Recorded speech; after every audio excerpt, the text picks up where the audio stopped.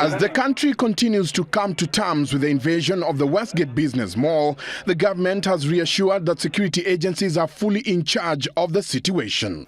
I wish to give reassurance that the government is now fully in charge of the situation, and we are confident that the security services will soon bring this matter of grave concern under control.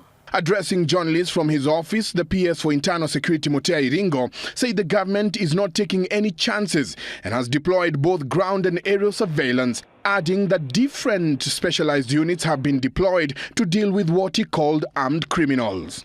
The specialized security services have at the moment gained access into the building and are now evacuating civilians from the mall and searching for the criminals. Security has also been intensified in all major shopping malls within the city and around the country, with more security personnel deployed in all major towns within the country. Kenyans have also been called to be more vigilant in matters of security and report any suspicious characters in their midst. According to Iringo, though there is a hostage situation, the government is yet to establish whether it's by terrorists or just by armed criminal gangs. This comes even as Deputy President William Ruto, who is at The Hague, sent his condolences to the families of the bereaved and a speedy recovery to the injured. In his statement, Ruto termed the act as cowardly and assured the country that the government will bring the siege to end and will go to the bottom of the attack. We will bring to account the perpetrators and their accomplices.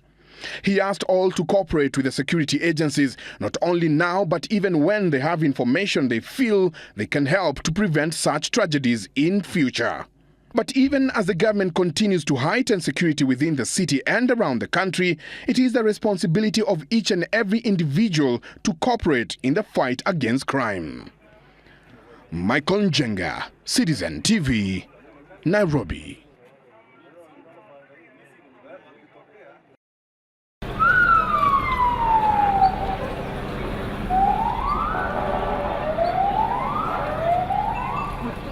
A midday attack.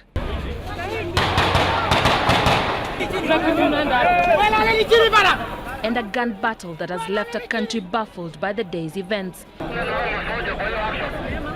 Kenya's security forces, including the army, marshaled their efforts in a rescue operation at the Westgate Shopping Mall, one of the largest business malls in the country.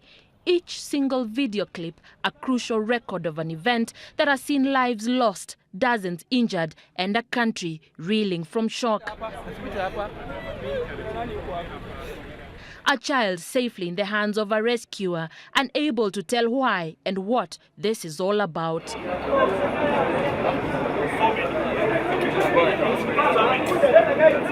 This woman came in for a photo shoot that never was. They showed a white cloth and that we should come down, they will come, and then we finally came and they say we should come out. This is my first experience. I'm a foreigner. My husband is working for African Union. I never thought that I would really come out.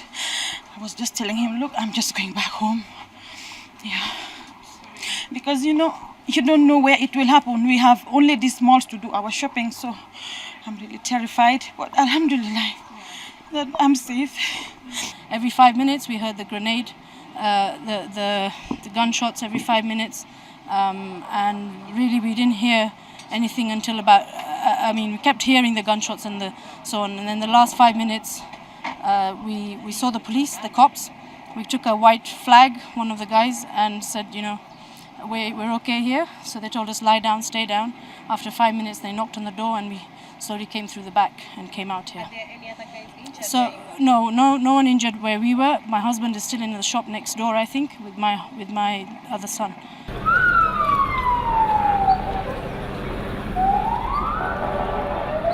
The injured were taken to different hospitals in Nairobi. It is not yet clear exactly how many people were wheeled to the Aga Khan hospital, but I counted about 20. Among them, my wife, I think she's dead. Somebody. This man, his voice drained in the confusion of the moment as he called out to anyone with information about the whereabouts of his wife and child to contact the Canadian embassy. Since I came to the Aga Khan, I've been able to speak to different people, each with a personal story, a personal pain, a personal tragedy of a day that many won't forget. Ilikuwa saa 6:20. Ulikuwa wapi saa hizo? Nilikuwa kwa nduka. Ilikuwa saa 6:20 ndio wameingia hapo. Waliingia wakaambia watu. Si kuambia watu, wameingia kuanzia kushuti kwa mlango, wameshuti mpaka askari na nini hata kuna watu wamekufa huko. Even as the government affirms that the security situation has been heightened, today's events leave more questions than answers, and the country united in grief. Anne Mawathe, Citizen Weekend.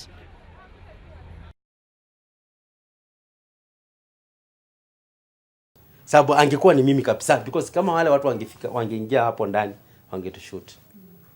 Hiyo ilikuwa ni kifo ilitoka hivi. I thought that my dad was shot, but he was not, because he was there inside and I didn't know what will happen next. Nilishtuka sana. I thought he was going to die. The reality that dawns after a close shave with death. Nishatoka sasa pale ndio sasa nilianza kufikiria ningewachia nani familia yangu. Lakini nilikuwa nimwachia Mungu kila kitu. Mimi nilikuwa nimwachia mambo yote kwa Mungu. But hapa familia wakati nilifika kwa hii nyumba sasa jioni. Nilifika nikakuta mama watoto hapa, aliniambia tu, alikuwa analia tu watoto watasoma aje na watoto watafanya nini na ataishi aje na watoto peke yake. Hakuwa naamini. For many like 45-year-old Wilson Azara, Saturday started as any other ordinary day. He left home for work and went about his business until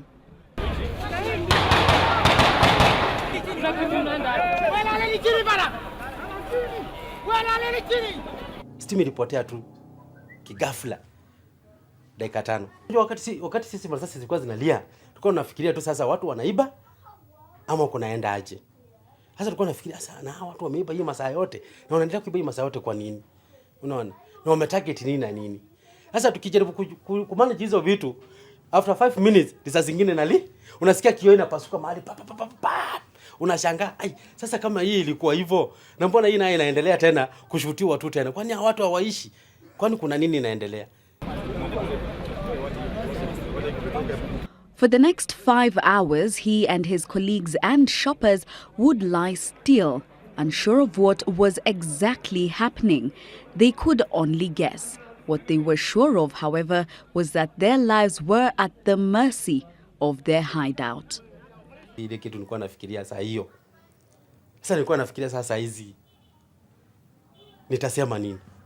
Na nilikuwa nimekuja kazi.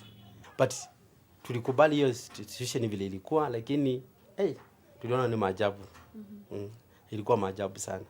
Hapa, usipite hapa. Nani yuko hapa? Ya, tulia tu. Tulia tu.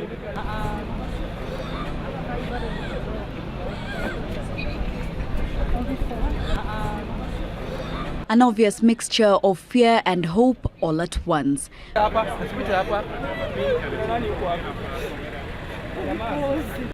Fear for their lives, hope they would be saved. They could do nothing but lay there. So what reigned through his mind in this silent state of uncertainty, we ask him. Nalala hapo unaomba tu Mungu sababu unajua mimi nimewaacha. Na uwezi waambia. Sababu utawaambia saa ngapi unaona kuna shoti wao huko nje. Kunakuwa ni shida kubwa sana. Ama mambo ni mawili, ama wakuja hapo kama ni kutuua watatua tu hapa. Sababu hakuna mtu tunaweza amka tuende. Sababu sasa inalia all over. Utaamka uende wapi?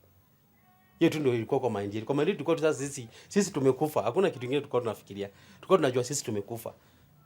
But even as he thought of the dark cloud that had hovered above the Westgate Mall, he heard footsteps. He heard voices. But no, it was not help that had come their way. What's up, go along the wall. Okay, it's fine. Let's go. But hii mlango kama ingekuwa wazi, labda wangeingia. Lakini sababu tulikuwa tumeifunga mlango huko na ndio tumefunga na kufuli, hawangeweza kuingia ndani. But walikuwa wanaitingisha na wanaigonga. We get interrupted. Another one of the many phone calls he has been receiving. And then he recalls the rescue. Ulikuwa una sweat paka una sweat masikio. Una sweat masikio. Sababu unashindwa mimi hasa hapa nitaenda aje na nitafanya. Na utaenda wapi? Wakati hao askari walikuja wote, wakatuambia wamekuja kutuokoa, tukapanga laini, tukainua mikono juu na tukatoka. Sasa askari wakatukisindikiza. But before With that, he, like others that were evacuated and hurt, would return to their homes. His is a tale of survival, but a pain for those who did not make it out, for those injured, and for those still held hostage. And until he regains some balance after his personal ordeal, he's not too keen on leaving the house just yet, spending time with his family as he, like many other Kenyans, wait for news of an outcome at the mall under siege. Jackie Maribe, Sunday Live.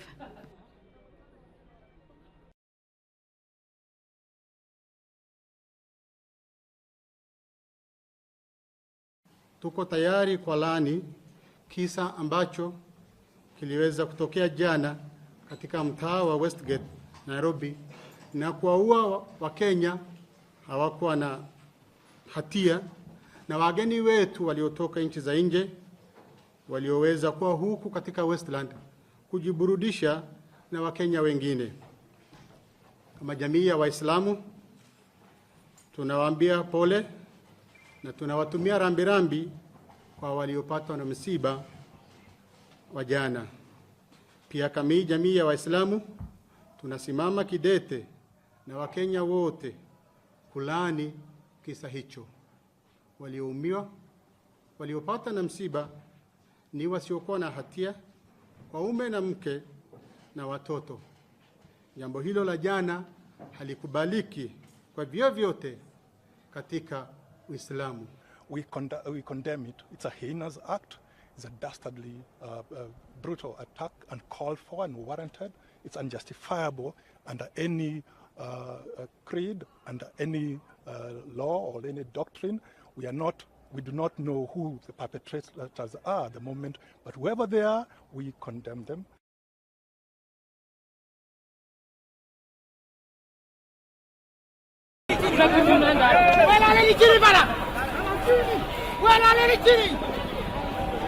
It's already sitting as Kenya's worst tragedy in recent years, and overnight the death toll rose. The human loss in the attack also went up overnight, and so far we can confirm that 59 people have been killed. The number injured has risen to 175. Many of the injured were taken to hospital and treated, and many have been discharged. This even as rescue operations continue around the mall. This morning, several people were reunited with their families. I was at the basement at the car, the vehicle. So how did you manage to come out today? I called my husband to ask the soldiers to come and rescue me because I couldn't just walk out anyhow. The shootouts were all over. Could hear left, right, just gunshots. What kind of people did you see? The ones that had guns? One and tied a black thing, like a headscarf. It was a young man with a gun. It was really shooting. When we were trying to get out, there were some few people who actually got injured. Even some died. So at that moment there were vehicles that were going out of the gate. Still we had to go under the vehicle. So when they went away, I tried to walk slowly to the basement. Yeah. By the time these people came, we was working, and they came. They entered the basement. They entered the entrance, all the entrance. Okay, it was a very dangerous thing, and again we say pole to you. All over. We tried running, and there was no way. So where did you seek sanctuary? Where did you hide? I just hid myself under the trolleys of Nakumatt. Flanked by the Chief of the Defense Forces, General Julius Karangi, and Inspector General of Police David Kimayo, Cabinet Secretary in the Interior Ministry Joseph Olelenku reiterated the government's commitment to fight criminal elements. That the government will go out of its way to make sure that we don't lose innocent life. It is a delicate balance, but the security agencies are making sure that that balance is achieved, while at the same time trying to get hold of the culprits who are still in the building. Meanwhile, security forces have secured the first and second floors. Sources say there is resistance in the third and fourth floors, even as the official number of the gangmen stands at around 10 to 15. And in the sporting front, England Royals have pulled out of the Safaricom Sevens due to the current security situation. It is, however, unclear where that directive came from. Just last night, by way of an official communication from State House, President Uhuru Kenyatta reiterated that Kenya's resolve will not be stopped by cowardly acts of terrorism. Willis Suburu, Citizen TV.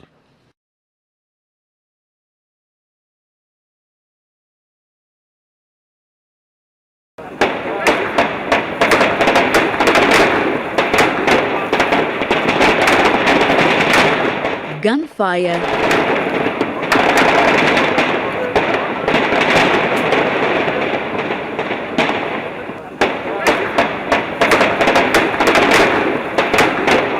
explosions,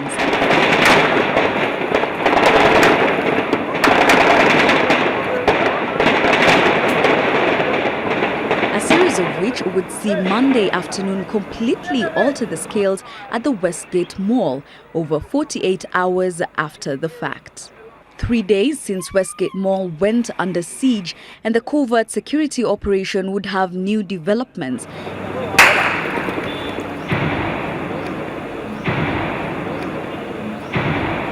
The army troops are understood to have escalated their operation to flush out the assailants, but the gunmen would strike back, the result of which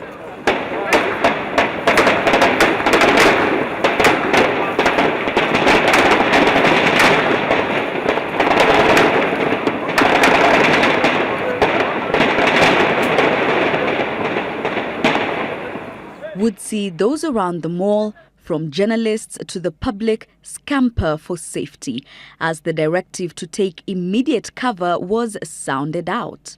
Get down!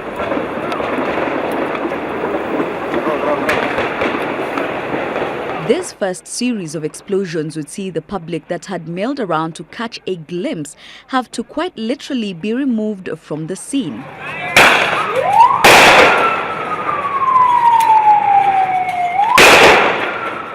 Their own safety being taken into account.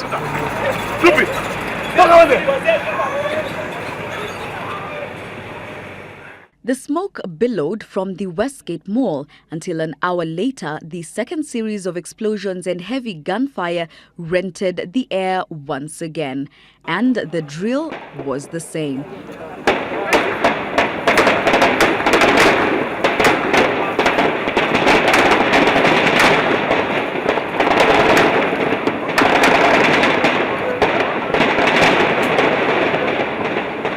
Turn of events that the government would address and confirm the terrorists' hand in starting the fire as the Kenyan Defence Forces heightened their operations.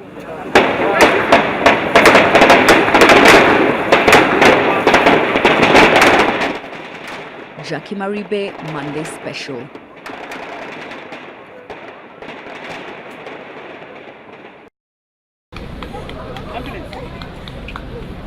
Saturday's attack on the Westgate Mall that has so far claimed the lives of 62 people, among them foreign nationals, has stunned the nation and international community. Leaders from across the political divide yesterday converged at State House to speak with one voice against the heinous attack and urged the international community against issuing travel advisories. And once again also appealing to the international community that this is an incident of terror, an incident that can happen in any city, in any capital, anywhere in the world. Many nations have suffered from such crime. This is not the time to deter. This is not the time to issue travel advisories, for in doing so, the success is only for those who wish to cause harm and evil. Tourism is a very major contributor to our economy. We therefore want it to be treated as an isolated incident by terrorists as such, and allow Kenyans to continue with their economy in a normal way. So far, no countries have issued travel warnings, with Britain amending its travel advice to include mention of the Westgate attack. The British Foreign Office has also advised against all but essential travel to within 60 kilometres of the Kenya-Somali border and to the easterly area of Nairobi, advising British nationals of possible further attacks. The Australian High Commission has asked its citizens to exercise a high degree of caution, while the US State Department's advice remained unchanged.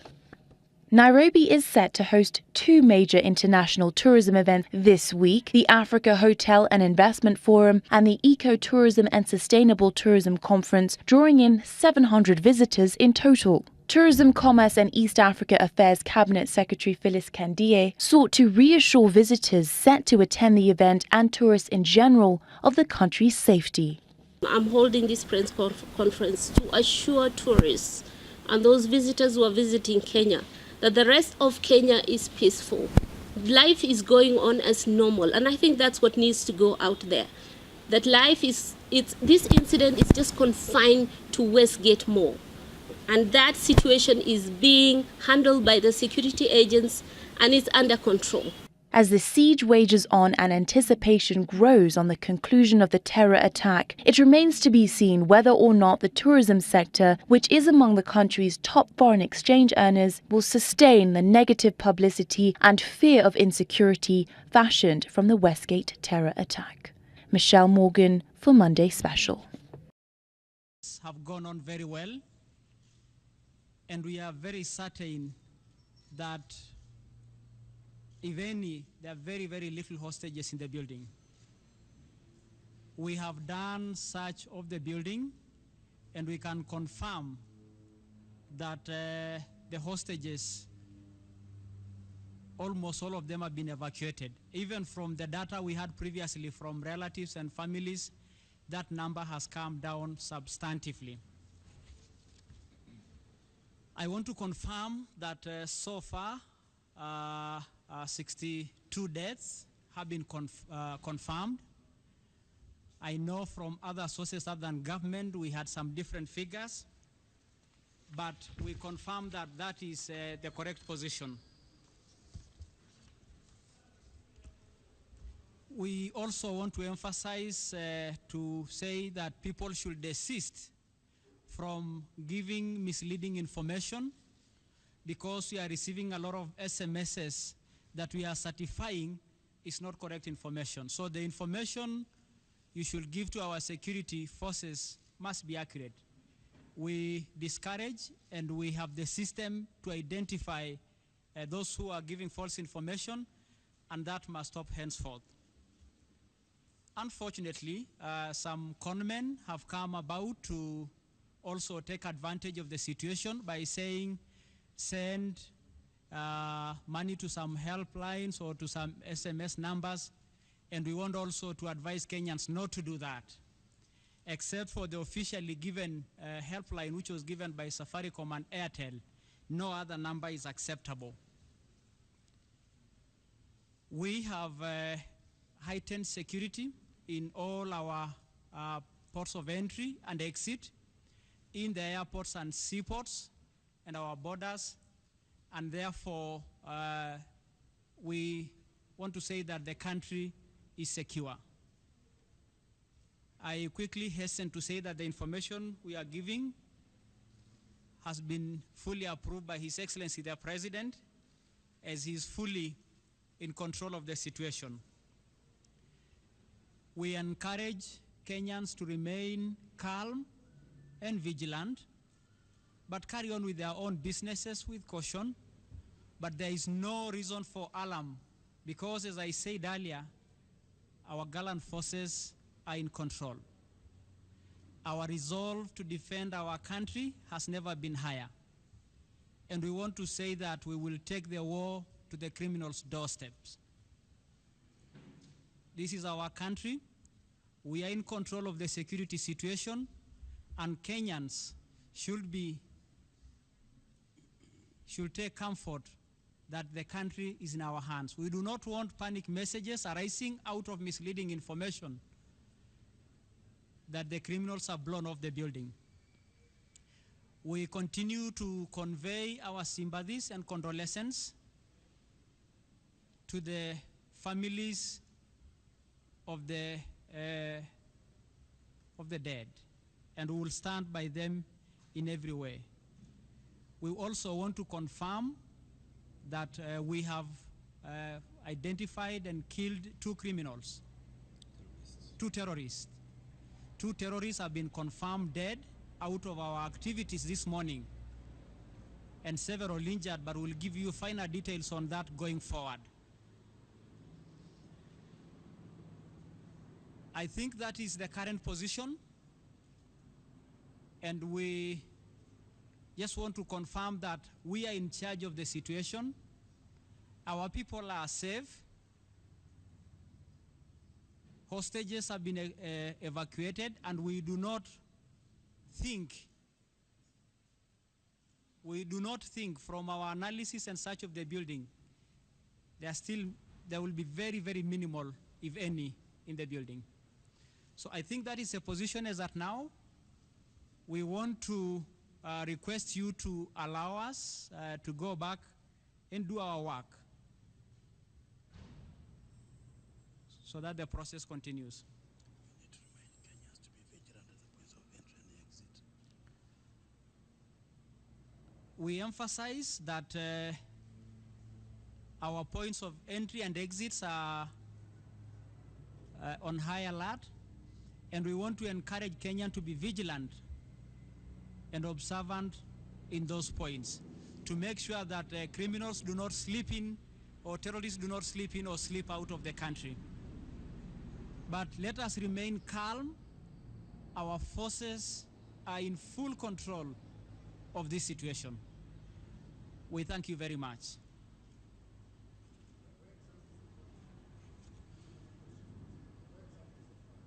The position of the fire is in the Nakumatt stores, and we said the fire was put on by the terrorists to try and distract our activities. But I also hasten to confirm that the fire will be put off shortly. So the fire is the activity. We will have it off, but the building is solid, and our people who are taking the operation are safe.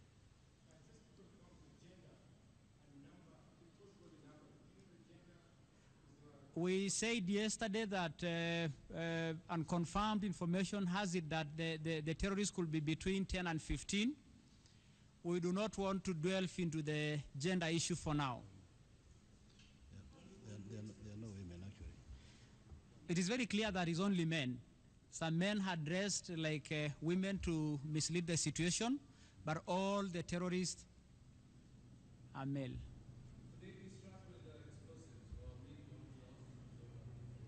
No, we have nothing to confirm about the explosive except the necessary things we are using to smoke them out. I want to say that the process is taking a little longer because we want to make sure that our people, both the security forces and hostages, if any, in the building, are safely protected, and therefore we don't want to give you a definitive position on when we think the process will come to an end, but we are doing anything reasonably possible, cautiously though, to bring this process to an end. In control of all the floors.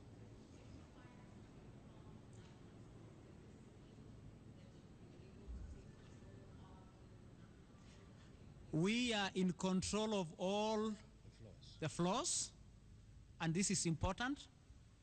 Our forces are in control of all the floors. The terrorists could be running and hiding in some store somewhere or something, but all floors now are under our control. I also confirm that we have fully cordoned the building so that there is no room for escapees. No, I am giving those information as the correct position that we are in charge of the floors, and we think the operation will come to an end soon. Our people.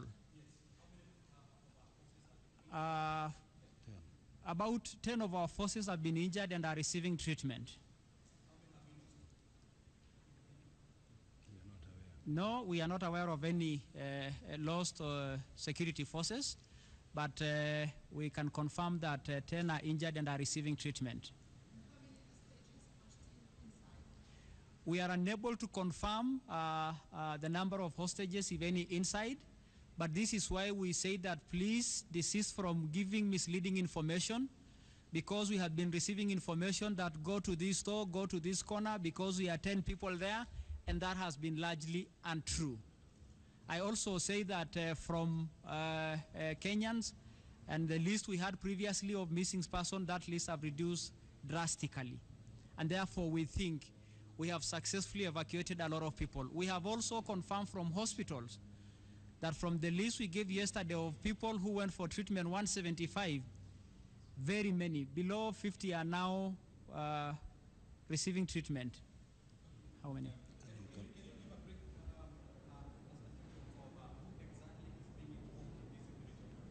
We had said yesterday that the operation is our national security operation. The various security agencies of the country, the Kenya Defense Forces, National Police Service, and the National Intelligence Service. Those are the people involved in this operation. We have, however, received a lot of goodwill support from our friends, various countries, as you have reported. But so far, we are managing the situation ourselves. We are grateful to their support and will indicate what help we'll need, if any. I think now we want to call it a day for this brief, and that should suffice for now. Please understand that the men before you are the men who are coordinating the operations.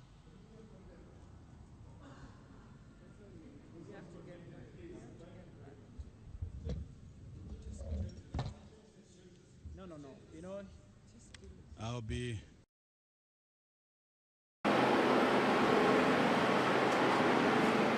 Francis Nyadida is on the move once again. He has been since Saturday when gunmen invaded the Westgate Mall, taking people hostage. He has been frantically looking for his brother Victor Nyadida, who worked at the Diamond Trust Bank inside the mall, a brother whose phone has gone unanswered since the attack on Saturday. I've actually been sitting up late until 1, just following up, hoping against hope that my phone will ring. I sent him a message the very same day that we are very anxious finding out where you are. Please get back. There was the message came back, failure, couldn't go through. So it's quite anxious for us. And everyone is now looking at me. They are calling because I'm in Nairobi, the closest to him. But 3 days on, he still has no answers for them. Yesterday I went to the morgues. I went to Aga Khan. I went to MP Shah. On the advice of a friend, a very good friend of him, Mr. Guy, who is also looking for him. And he's not there. I've come to Oshol Center. He's missing among the dead, missing among the rescued. It was here at the Oshol Tracing Center that he hoped and prayed that he would be lucky to get some useful information about his brother's whereabouts. Unfortunately, there wasn't any. I went through the list. He's not there. So, and I managed to even call the IG. One of the numbers are scrolling on the screens. And the IG told me to send him his details, the phone number and his name, trying to get through. Then he called back and told me to come here because they can't. But one thing that he said, well, the rescue operation is still going on. So hope against hope. But with smoke suddenly billowing from the mall at around 1 o'clock today, Nyadida's heart was not at ease. All the same, he refused to lose hope, believing his brother is anywhere but inside the burning mall. I don't want to say all is lost, all right? Much as we can see the smoke behind us, but still I want to hope against hope that he is somewhere. Because if you talk to the daughter and they spoke, and the friend says he's somewhere alive, then it gives me hope, but still, I won't just sit back and relax. I have to go out and look for him, just to make sure that our brother is out there. It's not time to mourn yet, Nyadida tells us, refusing to believe that the conversation his brother had with his daughter just a few minutes before the attack could have been the last. Our appeal as his brothers and sisters, we are saying, wherever Victor you are, please just get in touch with us so we know you are safe. You are a member, you are family, you know you are elder brother, and everyone is getting worried. And Mom is also getting worried. Sister Monica is getting worried, so I'm getting a lot of phones. And if by chance the missing brother misplaced his phone and lost all contacts, Nyadida hopes he will hear this. Namba zangu nitampa 0721 996830, ama kwa sababu yeye yuko kwenye Airtel pia anaweza nipata kwa 0737557444. Meanwhile, the management of Nakumatt chain of supermarkets has confirmed that 2 of its staff members died in the Westgate attack, but it cannot account for one of its employees yet. In a physical headcount of its Westgate branch staff concluded this evening, it was established that out of the 234 members that clocked in on Saturday, 229 were alive and well. 2 others were recuperating at the Mpisha hospital, having survived the attack. Sylvia Chebet for Monday Special.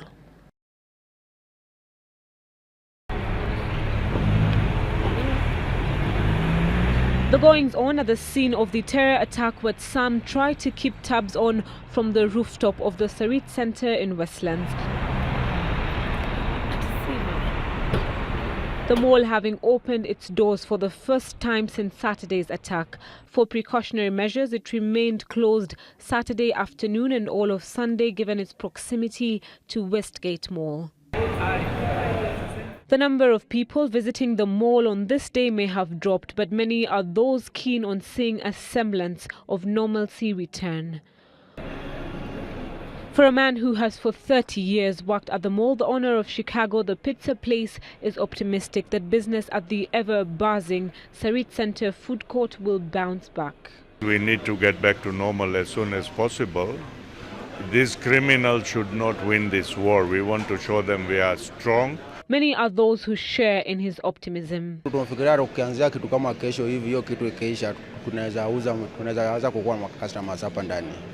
that the normalcy will return as soon as possible, so that all activities can be run as smoothly as possible. The situation is no different at the village market Gigiri, which in light of the security situation at Westgate Mall remained closed Saturday afternoon and Sunday, but opened on Monday with security having been tightened. It is our hopes to see that the public gains the confidence that they can come back. Normally, situation like this sends a shock to the whole community and they keep away for a little while. But then life must go on. And so the rallying call to have Kenyans not to allow the act of terror paralyze business operations or inflict fear on them is one that is resounding. We cannot give space to terrorists, so nobody should fear. Meanwhile, it was business as usual in such malls as T Mall along Langata Road, where the spirit of a unified people was echoed. What I would urge Kenyans is just to unite and send the messages that are uniting the Kenyans. The attack may have meant to divide, but Kenyans have stood united in word and deed and cowered in their resolve. Salim Bilu, Monday Special.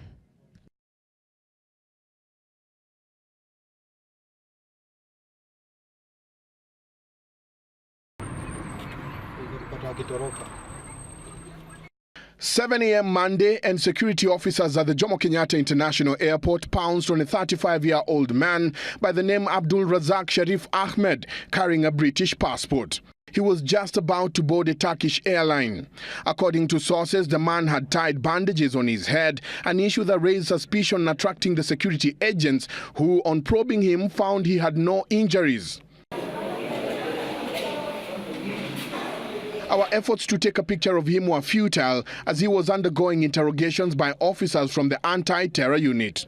This comes amid several eyewitnesses' accounts alluding to the fact that the terror gang may be headed by a woman believed to be the dreaded female terrorist by the name Samantha Lewthwaite, the wife of a slain suicide bomber Jermaine Lindsay. Born of a British soldier, the 29-year-old is commonly known as the White Widow. She was married to a Muslim fundamentalist Jermaine Lindsay, who blew himself up on a Piccadilly line train in 2005 during the 7/7 attack. Lewthwaite is also wanted of a bomb plot to kill tourists in Mombasa. She was arrested together with her accomplice Jermaine Grant in 2011, but she mysteriously escaped from the Kenyan police custody and has been on the run ever since. But in a press briefing by the Interior Minister today, Cabinet Secretary Joseph Ole Lenku said the attackers were all male, with some disguised as females. We do not want to delve into the gender issue for now. There are no women, actually. It is very clear that it's only men. Some men had dressed like women to mislead the situation, but all the terrorists are male. According to the government, there are about 10 to 15 terrorists from different nationalities holed up at the posh mall. Other sources give the breakdown of the terrorists as 4 Americans, 1 Canadian, 2 Kenyans, 1 Finnish, 3 Africans, while the rest are said to be Somalis. The 15 heavily armed terrorists are said to have gained access through the main entrance, where some opened fire, gunning down private security guards at the main car park, while others opened fire on the shoppers before commandeering hostages to one side of the mall. The terror attack has so far claimed 62 lives, while at least 170 people are injured. KDF soldiers from the Special Forces Unit have for the last 3 days been engaging the terrorists in gunfire, and according to Army Chief General Julius Karangi, the troops have cornered the terrorists and promises that the operation will soon be over. Michael Njenga, Citizen TV, Nairobi.